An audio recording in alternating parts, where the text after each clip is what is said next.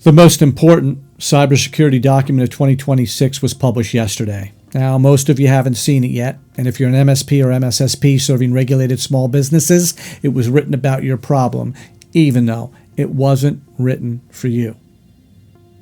We got a lot to unpack here today, so I'm going to break it down, what it says, why it matters, and what you should actually do about it starting this week, starting now.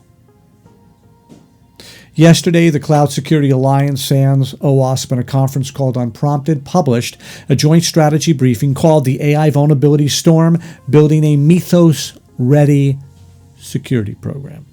What's Mythos? Well, if you haven't been following, Anthropic, the company behind Claude, released a model called Mythos that can autonomously discover zero-day vulnerabilities across every major operating system and browser. We're talking thousands of 0 days.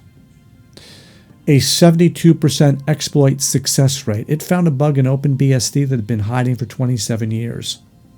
And it does this from a single prompt. No human guidance required. Anthropic launched something called Project Glasswing, gave about 40 major vendors early access so they could patch before the model goes public. It's being called possibly the largest multi-party vulnerability coordination effort in history. This briefing is the industry's response, and the author list tells you how seriously people are taking this. Let me throw out a few names here just to show you how serious it is. Jen Easterly, former director of CISA, Bruce Schneier, Rob Joyce, former NSA Cybersecurity Director, Heather Adkins, CISO of Google, dozens of CISOs from companies like Cloudflare, Cisco, Rivian, and the NFL. This is not hype. These people don't sign their names to hype. Here's the core argument of the briefing in plain language. Pay attention, because this is really important. AI has permanently tilted the playing field toward attackers, not temporarily, permanently. The cost and skill required to find and exploit vulnerabilities has dropped dramatically. Time to exploitation, the gap between a vulnerability being discovered and being used in an actual attack, has collapsed from years to hours. In 2026, it's under 1 day. And this isn't just about Mythos. The briefing walks through a timeline showing this has been building for over a year. Autonomous systems topping HackerOne leaderboards. Google's Big Sleep finding 20 real 0 days. AI orchestrated espionage campaigns. Open source tools that put autonomous vulnerability research in the hands of anyone who can use an agent. Anyone. Mythos is the acceleration. It's not the starting point. And the briefing warns that comparable capabilities will appear in other models within months. And in open weight models, anyone can download within 6 months to a year. The bottom line, the volume of critical vulnerabilities is about to increase massively. The time you have to respond is shrinking to hours, and the tools attackers use to find your weaknesses are getting cheaper and more capable every quarter. So what does the briefing recommend? Okay. It lays out 11 priority actions organized by urgency. This is where I come in. I'm going to hit the highlights. This week, and they mean literally this week, you need to point AI agents at all of your code for security review. Start using coded agents across your security operations. Not next quarter, now. The briefing says defensive AI lags behind offensive AI, but agents can already accelerate everything your team does. Prepare for a flood of patches from the 40 vendors who got early Mythos access. Build triage and deployment capacity now, because it is coming. Update your risk models, the briefing says. Pre-AI assumptions about how long, how much you have to patch, how rare exploits are, and how often incidents occur. Those assumptions may no longer be valid. If your business reporting is based on those old numbers, your reporting is wrong now. This month, Inventory your external attack surface. The briefing says attackers can now enumerate your exposure faster than you can inventory it. Start with critical internet-facing systems, build toward full coverage in 45 days, and aggressively, I mean aggressively, shut down anything that doesn't need to be there. This is a shift. This is a big shift. Harden your environment, segmentation, egress filtering, zero trust, phishing-resistant MFA, the basics. The briefing is clear. Every boundary you put in place increases attacker cost.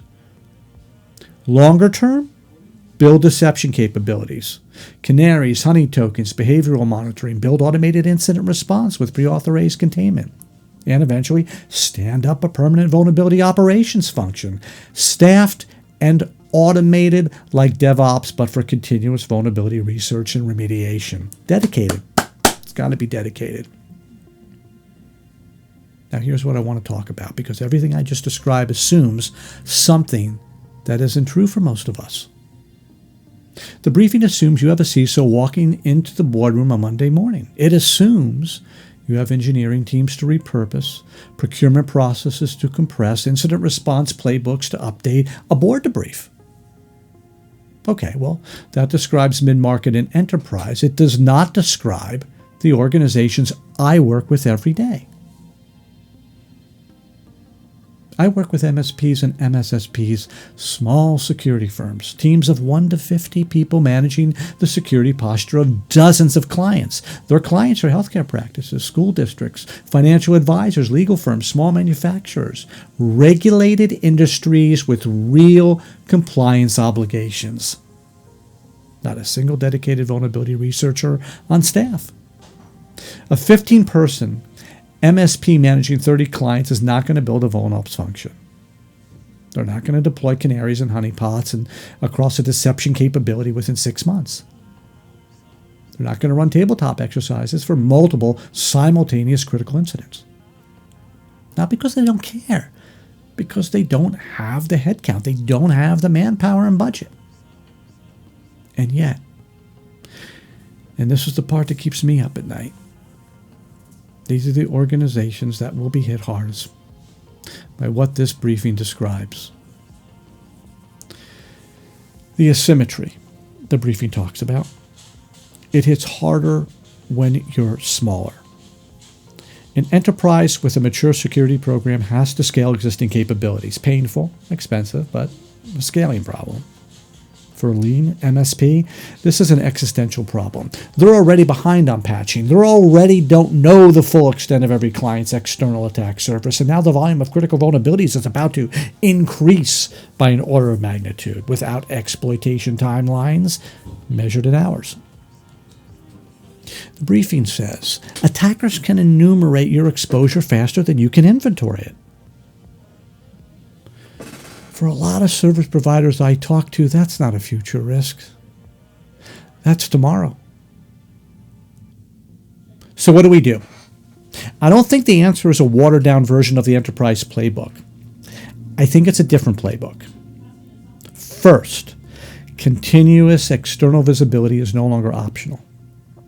Not quarterly assessment, not annual pen test. You need to know in real time what each client's external attack surface looks like and whether it changed since yesterday.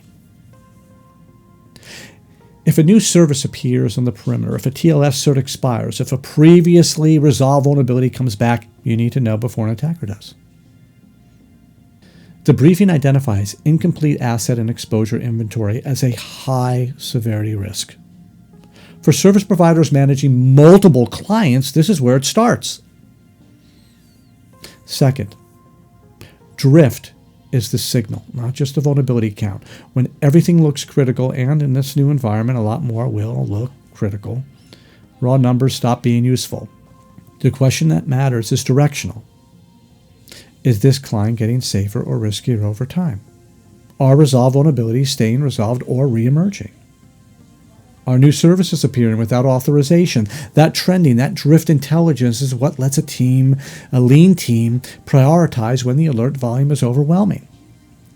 It's the difference between drowning in findings and knowing where to focus. Third, automation has to match the pace. The briefing says human speed defense can't match machine speed offense. For a service provider with 5 analysts managing 30 clients, that's not abstract philosophy. That's the math that determines whether you can actually protect your clients or just report on them after the fact. Automated discovery, automated vulnerability assessment, automated alerting when something drifts out of policy. The tools you use to manage client exposures need to work continuously and surface what matters without requiring an analyst to go looking for it. One more thing the briefing gets right that I want to highlight it. It talks about burnout. Burnout is a serious issue. It says the cadence and volume of vulnerability disclosures will exceed anything we've experienced before. It recommends requesting additional headcount and budget for reserve capacity. Okay. For enterprise teams, that's a budget conversation. For MSPs and small security firms, the headcount doesn't exist. There isn't a bench to pull from. The briefing says every security role is becoming an AI builder role, and that barrier is lower than most people realize. I agree with that. But it also means the platforms and tools these teams rely on need to absorb more of the operational load, not just generate more alerts for humans to triage. If your tooling adds to the noise without helping your team cut through it, it's making the burnout problem worse, not better. This briefing is a significant contribution at a critical moment. The speed at which it was produced, the caliber of the people behind it, and the specificity of the recommendations make it worth reading in full. I'm going to link it below. But as you read it, ask yourself, does my team or my client's team actually have the resources to execute these recommendations? And if not, what's the version that works for us? Because the threat is real, the timeline is compressed, and the organizations that adapt fastest will be the ones that survive. The briefing says to start this week. I agree. I'm Richard Labella. This is the Exposure Window. If you serve regulated small businesses and you want to stay ahead of what's coming, subscribe. I'll keep breaking this down. Thank you.